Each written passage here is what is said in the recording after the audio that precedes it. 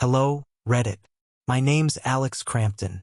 I'm 34 years old, married to Emma for 4 years. We grew up in the same neighborhood but didn't meet until college. I've been building my own cleaning company, and Emma works as a CFO at a big engineering firm. Our marriage seemed solid. At least I thought it was. Then I found out my wife had been cheating on me. The day it all clicked, I couldn't sit around doing nothing. I filled up my car and went straight to her lover's place. I already knew where he lived. It wasn't some wild guess. I'd pieced enough together to know exactly what was going on. When I pulled up outside, I sat there for a second, staring at the house. Her car was parked out front. She didn't even bother hiding it. I got out, walked straight up to the door, and knocked hard. I didn't care who heard or saw me. The door opened, and there they were. Emma froze when she saw me. Her mouth opened, but nothing came out. "Alex," she tried, but I wasn't in the mood. "Get inside," I said, pointing past her. "Please, just listen to me," she begged, but I wasn't going to listen to anything. I said, "Get the hell inside," I repeated, my voice low but deadly serious. She stepped back, her hands shaking. I turned my attention to the guy standing behind her. He looked confused, like he couldn't process what was happening fast enough. "Who are you?" he asked, his voice way too casual for someone in his situation. "Who am I?" I took a step forward. "I'm her husband." "And who the hell are you supposed to be?" "Listen, man, I didn't—" "Save it," I cut him off, grabbing his shirt and dragging him outside. He tried to pull away, but I wasn't letting go that easily. "Hey, let go!" he yelled, panic creeping into his voice. I shoved him down the porch steps. "Run," I said. "What?" I said, "Run." He looked at me, his eyes wide, then turned and took off down the street. He didn't even try to fight back, just ran like a scared little rabbit. Emma stayed in the doorway, staring after him and then back at me. "Alex, please, let me explain." "Explain?" I said, turning to face her. "Explain what, Emma? That you're a liar? That you've been screwing around behind my back? You think I don't already know?" "It wasn't like that," she said quickly. "Oh, really? Then tell me what it was like." She didn't answer, just stood there with tears in her eyes. "It was a mistake." I laughed bitterly. "Yeah, a big one," pointed at her. "You better think long and hard about your next words, Emma, because we're not done with this." Without waiting for her response, I got in my car and left. I didn't know where I was going, but I needed to get away before I did something I'd regret. For months ago, Jacob Mitchell, a private investigator, came to my office out of the blue. I didn't know what to expect from the visit, but when he introduced himself, his expression told me it wasn't going to be a friendly chat. "Alex," he started, "I'm Jacob Mitchell. I work as a PI, and I'm investigating a case that might involve someone close to you." I raised an eyebrow. "What are you talking about? What kind of case?" "Infidelity," he said bluntly, locking eyes with me. "I'm working on exposing a guy named Ryan Sinclair. He's a salesman and a serial homewrecker. I thought you'd want to know because your wife might be involved." I felt my stomach tighten, but I tried not to show it. "You're joking, right, Emma?" "No way." Jacob didn't flinch. "I get it. This is hard to hear. But Ryan's destroyed 12 marriages already. He's not just some random guy flirting around. He's a professional manipulator.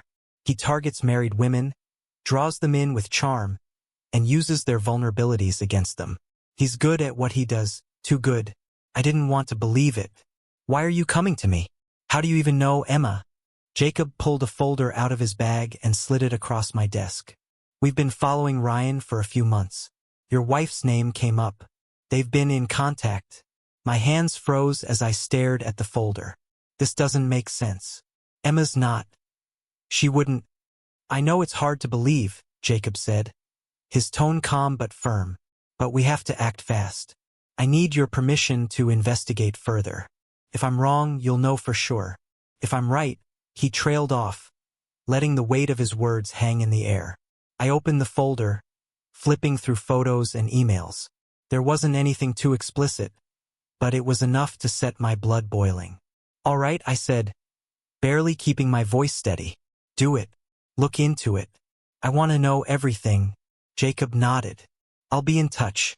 And Alex, I'm sorry you're in this position. When he left, I sat at my desk for a long time, staring at that folder. I told myself it couldn't be true. I wanted to believe it was all a mistake. But deep down, I knew better. A week after I gave Jacob and his team permission to collect materials from Emma's office trash, they handed me my first undeniable proof.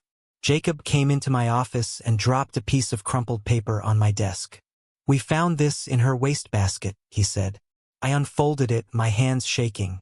The note read, "Thank you for lunch, you are incredible. I look forward to seeing you again." I stared at it, my anger building with every word. This is from him, isn't it, Ryan? Jacob nodded. Yeah. She met him for lunch. The room felt suffocating. I crushed the note in my fist. Lunch? Is that what we're calling it now? Jacob stayed silent, watching me closely. I didn't wait for him to explain further. I grabbed my car keys and left the office. The drive home was a blur. I couldn't focus on anything but that note. By the time I got home, my hands were still shaking. I parked the car but didn't go inside. Instead, I started walking around the neighborhood, trying to cool down, but it wasn't working. When I finally stepped through the door, Emma was in the kitchen. She turned to me, smiling like nothing was wrong. "You're home early," she said. "Yeah," I replied, keeping my voice steady. She walked over and kissed me. Her kisses were longer and more intense than usual. "Everything okay?" "Fine," I said, forcing myself to sound normal. I watched her closely over the next few days.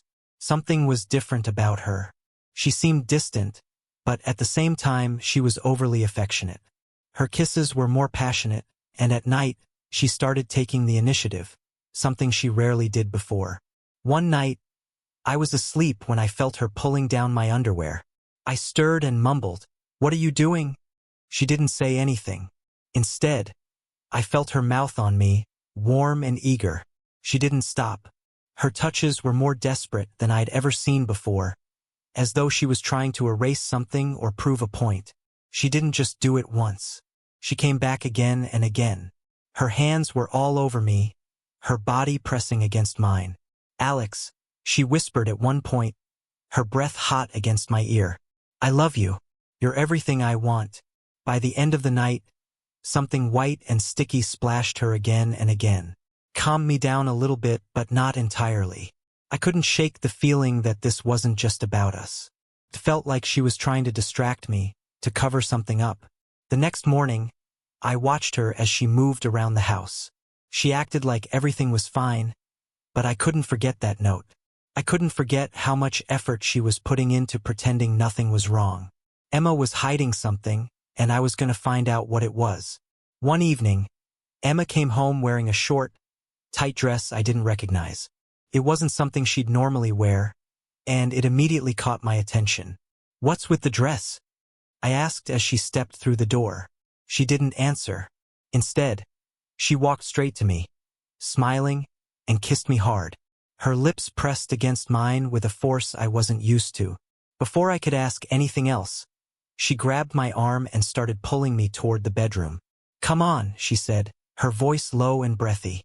When we got there, she pushed me onto the bed and climbed over me. Her lips were all over my face, smearing red lipstick everywhere.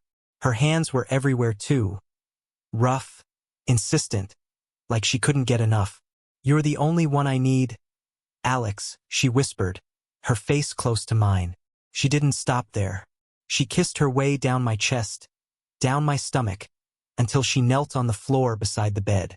Her eyes stayed locked on mine as she stuck out her tongue, letting saliva drip down her face. "Do it," she said, her voice barely a whisper. I froze for a second. "Emma, what are you doing?" Her hands were on me again, and she didn't give me time to think. She moved quickly, her mouth, her tongue. Everything about her was aggressive and desperate. She didn't seem like herself. By the time we were done, she looked up at me from the floor, her lipstick completely smeared. She wiped her face with the back of her hand and crawled back onto the bed. I lay there, breathing heavily, watching her. "Emma, are you okay? This isn't like you," She smiled weakly and kissed my chest. I just love you so much, Alex. I want you to know that. I didn't respond. Couldn't. Something about her was off. Her eyes, her tone. She wasn't herself. It felt like she was trying too hard, like she was forcing herself to cover something up. That night left me more convinced than ever that Emma was hiding something. Whatever it wasn't going to stay hidden for long. Jacob came to me with more evidence. This time it was screenshots of messages between Emma and Ryan. Take a look at this, Jacob said, handing me his tablet. I read the messages silently. Ryan's words were as smug as I expected. You deserve better than Alex. Let me show you what it's like to be with a man who truly values you. I scrolled down, feeling my chest tighten. Emma had replied, I'm thinking about it, but it's such a risk. I froze. Thinking about it? She wasn't shutting him down. She wasn't telling him to leave her alone. She was considering it. Is this recent? I asked Jacob, my voice flat. Last night, he said. They're still talking regularly. I handed the tablet back to him. Any proof they've met up again? Not yet, Jacob replied. But it's only a matter of time. I nodded, my mind racing. All right, keep tracking them.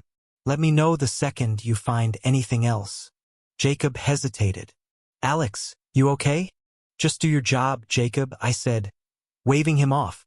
When he left, I sat alone, staring at the wall. The messages replayed in my mind, and the anger in me grew stronger with every passing second. I wanted to go straight to Ryan's place and beat him until he couldn't move. I wanted to confront Emma and force her to admit everything. But I stopped myself. This wasn't something I could rush. If I wanted to expose them for what they were, I had to think carefully. I started to plan. Ryan thought he could mess with my wife and get away with it. He was wrong. I wasn't just going to let this slide. What if I did it fast? I muttered to myself. Somewhere quiet. A road with no witnesses. The idea took shape in my mind. I already had the car. I just needed to find the right time and place. I clenched my fists, taking a deep breath. Ryan Sinclair, I said under my breath, you've got it coming. The next week, Jacob sent me proof. Ryan had booked a hotel room for 2 at the Lakeside Inn for the weekend. It was one of those fancy rooms overlooking the lake. They weren't just grabbing coffee. I printed everything, his reservation, their messages, and stuffed it into an envelope. I left it on the kitchen table before heading to bed. I wanted her to see it first thing in the morning. Emma came downstairs the next day, yawning, wearing her pajamas. She stopped in her tracks when she saw the envelope on the table. What's this? She asked, picking it up. Open it, I said. Her face changed the moment she pulled out the papers.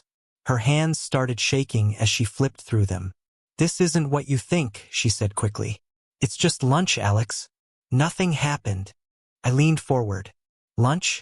At a hotel? With a Lakeview suite? Come on, Emma. Tell me the truth. It's not what it looks like, she insisted, her voice rising. I swear. Nothing happened. I stared at her, keeping my voice steady. If you go to him, we're done. Do you get that? No more excuses, no more lies. It's over. Her eyes filled with tears, and she looked down. I didn't do anything wrong, she said, almost whispering. Then I saw something on her chin, shiny and wet. What's that? I asked, pointing. She wiped at her face. What? There's nothing. Don't lie to me.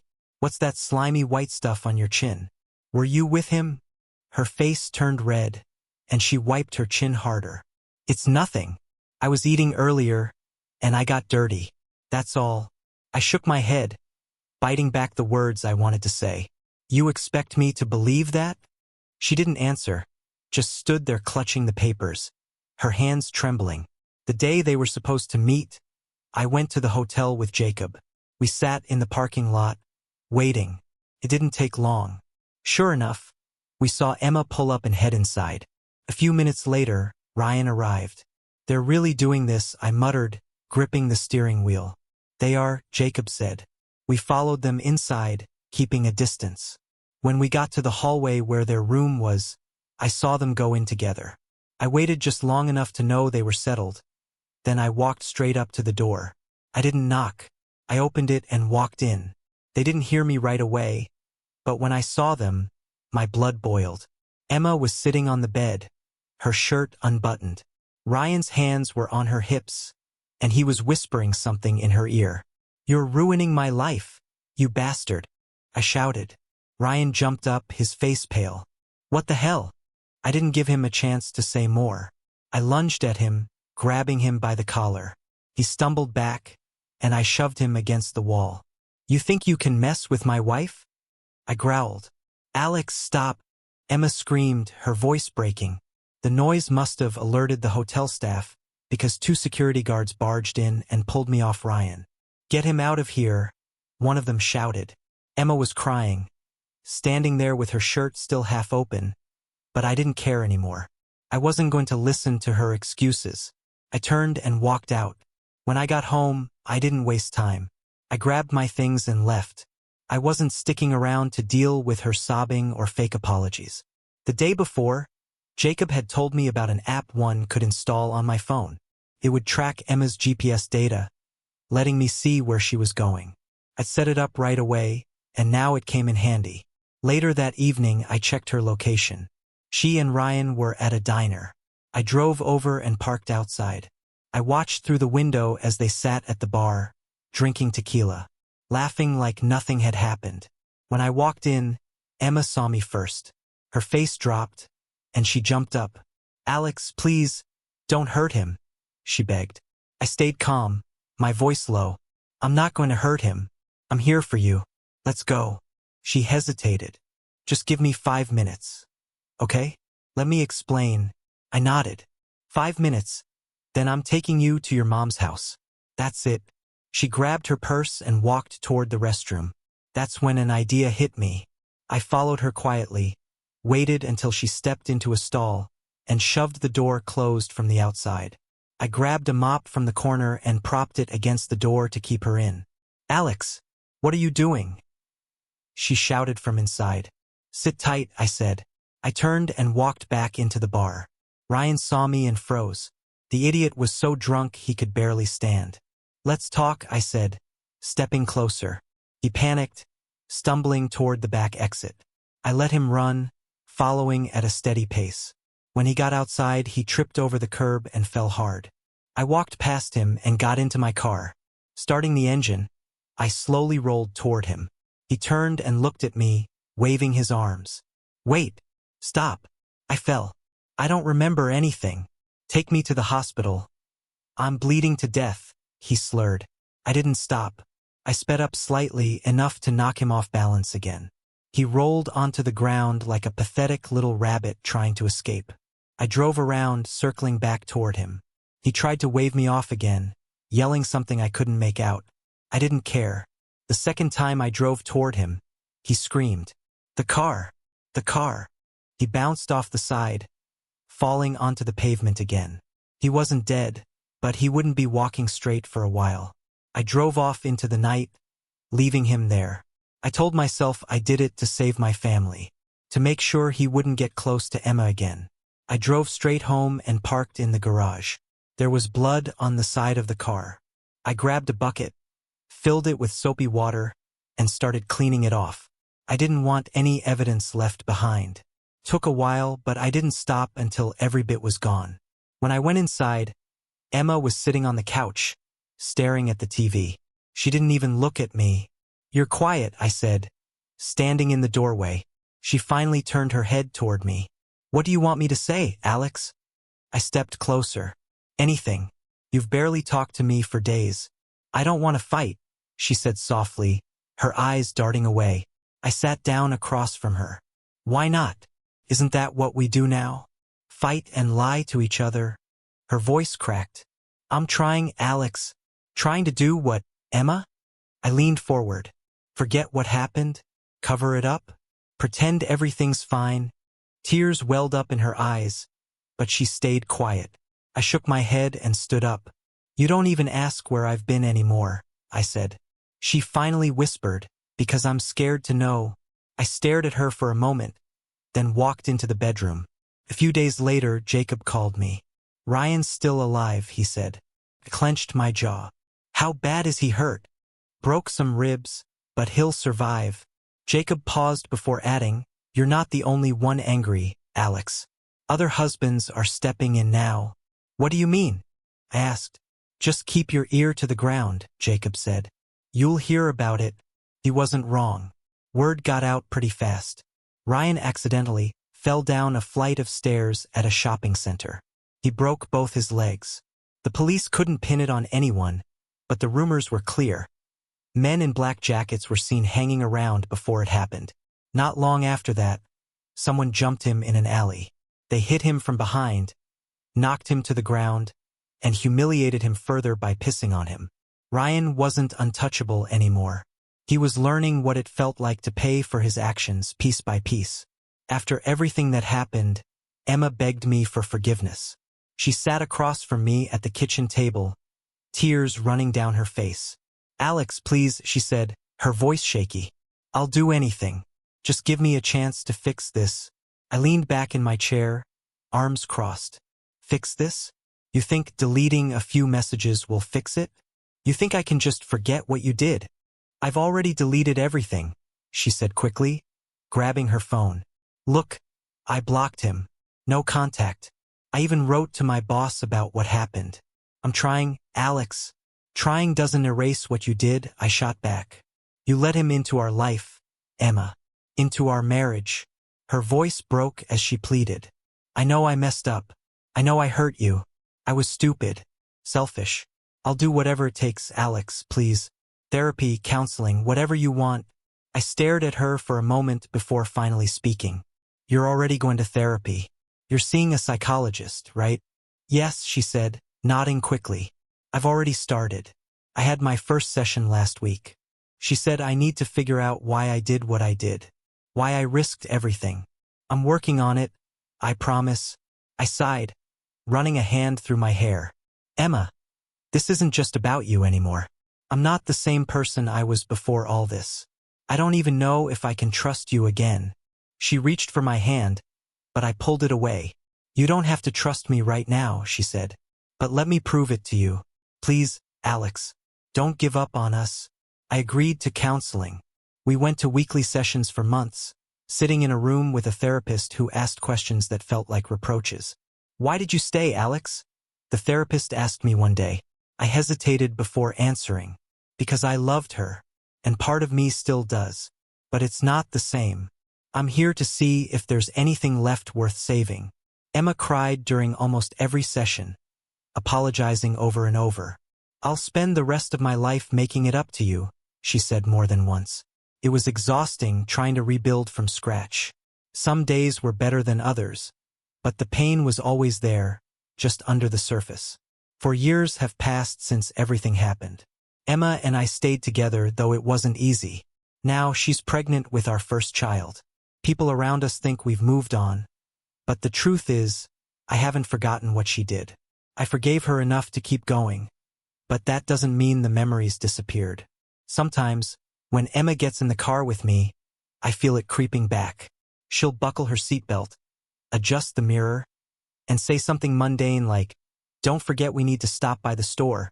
I'll nod, but in my head, all I can think about is what would happen if I just hit the gas and didn't stop. She'd be right there in the front seat. What if I just kept driving forward? I grip the wheel tighter, shake the thoughts off, and force myself to focus on the road. Emma doesn't know I still feel this way sometimes. Or maybe she does, but she doesn't say anything. As for Ryan, he never came back into our lives. After what happened to him, he wouldn't dare.